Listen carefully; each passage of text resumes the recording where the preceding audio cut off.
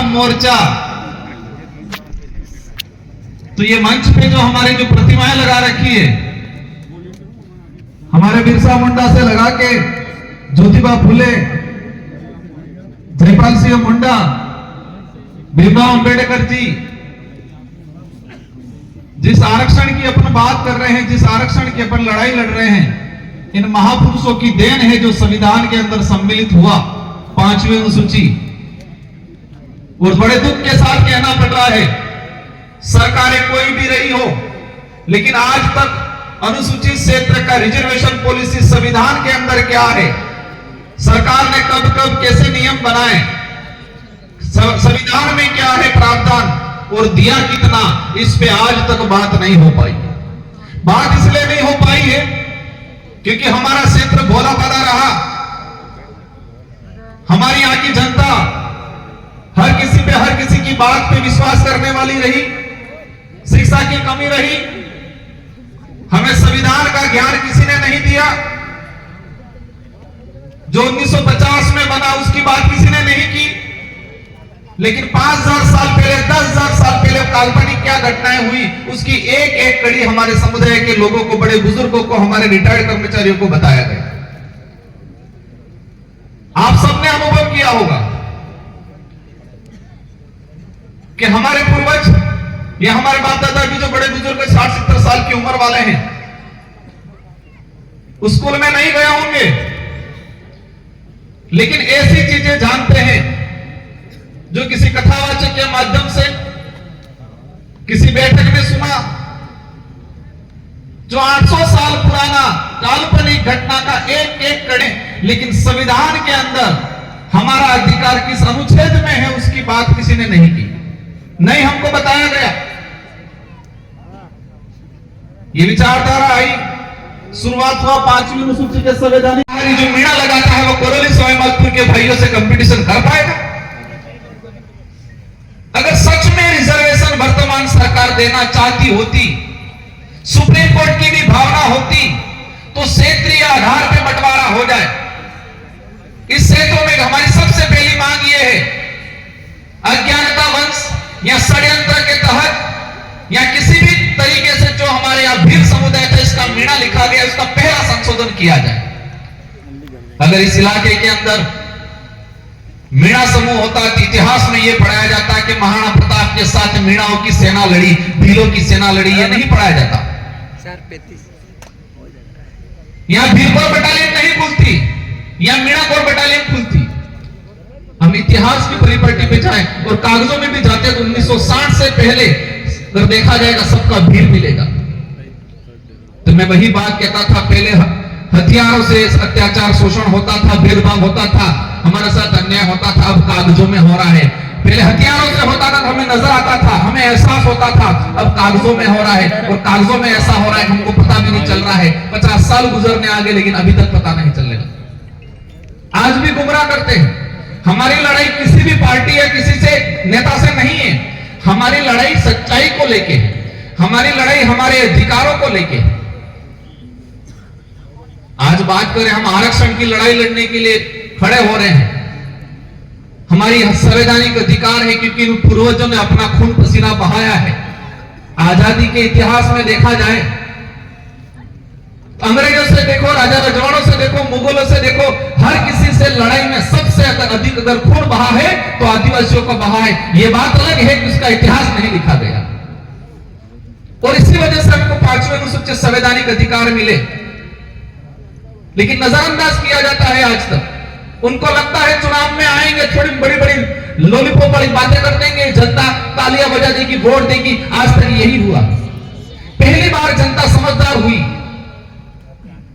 लोकतंत्र की ताकत क्या होती है, वोट की ताकत क्या होती है, इसको समझने लगी, अपने अधिकारों को लेकर सवाल खड़ा करने सीखी, आरक्षण की लड़ाई लड़ना सीखी। अब क्या बोल रहे हैं, जनता गुमराह हो गई है। जनता गुमराह नहीं, जनता समझदार हो गई है, सवाल जवाब करना सीख गई है, सही गलत का फैसला करना सीख गई है। इस बात की दिक्कत हो गई है।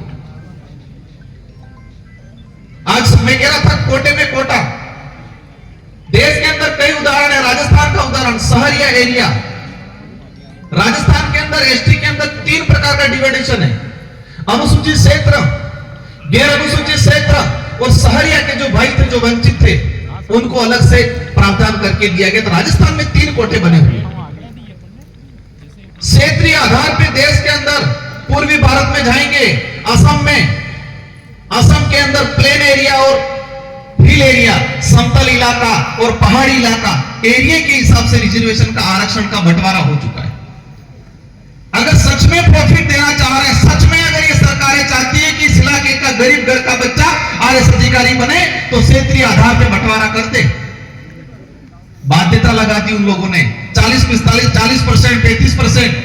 हमारे पिछले 2 साल की भर्तियों में हमारे बच्चे नहीं जा पाए, पद खाली रह गए, और ये सरकार के लिए 2 साल का बैकलॉग है, उस बैकलॉग के अन्य सामान्य वर्ग से भरा दिया गया। यहां पर भौतिक सुविधा उपलब्ध नहीं करा पा रहे हो। हमारे गांवों में उस बैठने के लिए स्कूलें नहीं है, बच्चों पढ़ाने के लिए टीचर नहीं है।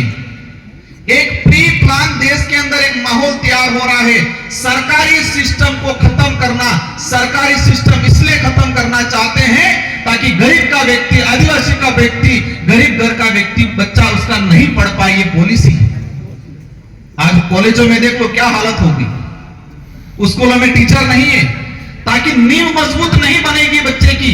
अगर नींव मजबूत नहीं बनेगी तो कंपटीशन एग्जाम क्वालिफाई नहीं कर पाएगा। और कुछ लोग कहते हैं कि कंपटीशन का जमाना है, कंपटीशन करना चाहिए। भाई कंपटीशन किसे कहते हैं? एक लाइन में खड़े रहो, एक लाइन में खड़े रह के दौड़ लगाओ और फिर उसको कंपटीशन कहते हैं। हमारा भाई तो 200 मीटर पीछे खड़ा है। एक बच्चा गांवों में उसको स्कूल नहीं मिल रहा है, स्कूल मिल रहा है, किताब पेन पेंसिल नहीं मिल रही है, टीचर नहीं मिल रहा है, और एक बच्चा शहर में रह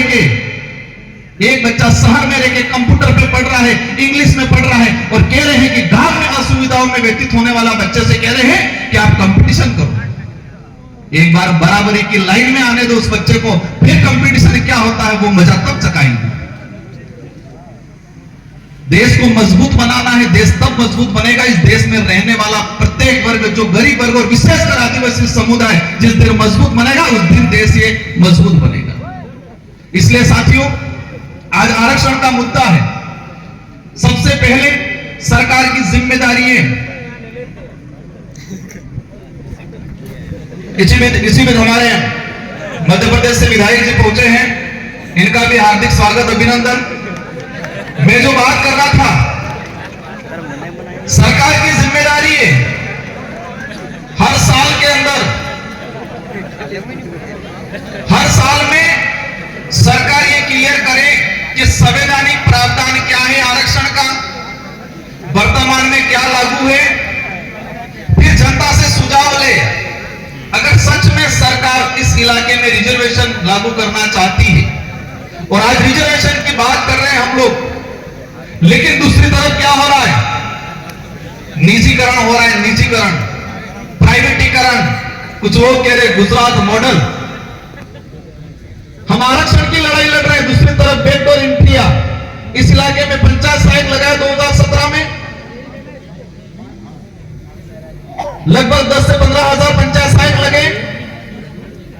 4-5 साल बाद पंचायत सहायक को सरकारी कर दिया गया, रिजर्वेशन पॉलिसी खत्म। आज विधानसभा के तहत लग रहे कॉलेजों में, आज मेडिकल में प्लेसमेंट वैकेंसी के तहत कंपाउंडर डॉक्टर लगने शुरू हो गए। डॉक्टर कंपाउंडर तो ठीक है, दिल्ली के अंदर आईएएस भी बिना एग्जाम के बन रहे हैं। आज रिजर्वेशन पॉलिसी खत्म करने, ये सारा चीज इसलिए हो रहा है कि कुछ लोग अमीर है वो अमीर बने, गरीब हो वो गरीब बने, ऐसी सोच वाले सत्ता में बैठते हैं, इसलिए ये ऐसी पॉलिसियां बन गई। बाध्यता काल को लड़ाई चली हमारी, 35% बाध्यता रख ली, और उसी वजह से इस इलाके से हमारे बच्चे के क्वालिफाई नहीं हो पाए। कुछ कमियां हैं, हम मानते हैं, उसमें हम लोग भी सुधार करेंगे, लेकिन कम से कम अवसर तो मिलना चाहिए, और अवसर देने की जिम्मेदारी सरकार की है। और हमारे वर्तमान में देखा गया है, मैं इस मंच से नहीं कहना चाह रहा था, लेकिन बात निकल गई, इसलिए कुछ नेता सिर्फ कटाक्ष करने पे, जब भी अधिकार की बात करेंगे, शिक्षा की बात करेंगे, स्वास्थ्य की बात करेंगे, रिजर्वेशन की बात करेंगे, वो धर्म की चटनी चटाने के आ जाएंगे हर मुद्दे पे। जब भी इस इलाके का कोई भी नेता, आम जनता अधिकार की, स्वास्थ्य सुविधाओं की बात करेगा, रिजर्वेशन की बात करेगा, न्याय की बात करेगा, धर्म की चटनी चटाना आ जाते हैं। इनका एजेंडा है कि हम कमजोर रहे, परजीवी बने रहे। ये नहीं चाहते हैं कि गरीब आत्मनिर्भर बने, क्योंकि गरीब आत्मनिर्भर बन गया तो उनकी राजनीतिक रोटियां सेकना बंद हो जाएगा। क्योंकि फिर आत्मनिर्भर बन गया तो सही गलत का फैसला करना लगेगा, सवाल जवाब करेगा। इसलिए सारे साथियों की जिम्मेदारी है कि ये लड़ाई मेरे अकेले की इस मंच पे विराजमान या ये जो जनप्रतिनिधि हैं, जो विधायक जी, इनके अकेले की नहीं है, हम सब की लड़ाई है। और उस लड़ाई को संवैधानिक तरीके से लड़ना है। कुछ लोग सोचते होंगे कि संगठन चल रहा है, रैलियां निकाल रहे हैं, क्या होगा, लेकिन चिंता मत करो, उबाल आएगा, हर घर से क्रांति जगेगी। और हम इन 1 साल के अंदर ऐसा करने वाले हैं कि रिजर्वेशन क्या है, आरक्षण क्या है, कैसे रिजर्वेशन प्रावधान हुआ, कितना मिल रहा है, कितना मिलना चाहिए, ये पर्चा बना के हर घर पे चिपकाएंगे बाहर, हर घर के बाहर। हर घर में पैदा हुआ बच्चा जिस दिन समझदार हुआ, जिस दिन बोलना सीखे, उस दिन जिस दिन समझदार और बोलना सीखा, उस दिन से ही अपने अधिकार को जानने लग जाए। ऐसी क्रांति लाने का अपन सब मिलकर काम करेंगे, क्योंकि उन्होंने अंधकार में रखने का काम किया है, हमारे अधिकारों पे पर्दे डालने का काम किया है। इसलिए हम वहीं छड़ेंगे अपन सब मिलकर, आप सबके साथ सहयोग से, जो घर में बैठे हैं। क्योंकि आज माहौल बना हुआ है, किसी सरकारी कर्मचारी के परिवार से कोई यहां पर आ जाए तो उसका ट्रांसफर हो जाता है, कहते हैं। पर एक बात समझना, जितने नेता, कर्मचारी, अधिकारी को जो न्याय की बात करता है, जो समाज की बात करता है, जो अधिकार की बात करता है, उस कर्मचारी को ट्रांसफर परेशान करने का काम करते हैं। लेकिन जो नेता, जो अधिकारी कर्मचारी को जो न्याय की बात करता है, उसको परेशान करते हैं, उन नेताओं के बच्चे, मैं कहना चाहूंगा, कम से कम तुम्हारे बच्चे उस काबिल बनाओ जिस अधिकारी को, कर्मचारी को परेशान। तुम्हारा बच्चा तो बनाओ एखादा कर्मचारी, अधिकारी। जितने नेता परेशान कर रहे हैं, इन सारे नेताओं का देख लो कि उनके बच्चे क्या कर रहे हैं। जिस गरीब घर का व्यक्ति मेहनत करके नौकरी लगा है, उसको तुम परेशान कर रहे हो। कम से कम तुम्हारे बच्चे को तो बना के दिखाओ एक बार, कम से कम उसको काबिल। फिर पता चलेगा कैसे तकलीफ होती है, कैसे बनता है, कितना पसीना आता है। समय हो गया है, आप अपने अनुशासित तरीके से, महिलाएं पहले रहेगी और महिलाओं के बाद हमारे कुछ वरिष्ठ लोग हैं वो रहेंगे, और जितने हमारे जनप्रतिनिधि सारे वॉलंटियर रहेंगे। जितने हमारे जनप्रतिनिधि है सारे वॉलंटियर रहेंगे और व्यवस्थित तरीके से अपने ज्ञापन के लिए जाएंगे। ये शुरुआत है, ये आज ये शुरुआत है, ये क्रांति आएगी, लेकिन आपको किसी के बहकाव में नहीं आना है। जो गुमराह कर रहे हैं उनके बहकाव में नहीं आना है आपको। हर घर से क्रांति आएगी। आज ये पंडाल भरा है, एक दिन ऐसा भी आएगा कि ये पूरा प्रतापगढ़ भी भरा हुआ नजर आएगा। ये दिन भी आएगा बहुत जल्दी। इन शब्दों के साथ आप सबको आभार, धन्यवाद, जोहार, जय भीम। सभी बेटे रहे एक बार हमारे राष्ट्रीय संयोजक विप्लव मुक्ति मोर्चा के बताएंगे कि रैली में किस रूप से जाना है। बाकी जो भी विधायक महोदय उन सभी की स्पीच वहीं कलेक्ट्री कार्यालय में होंगी। सभी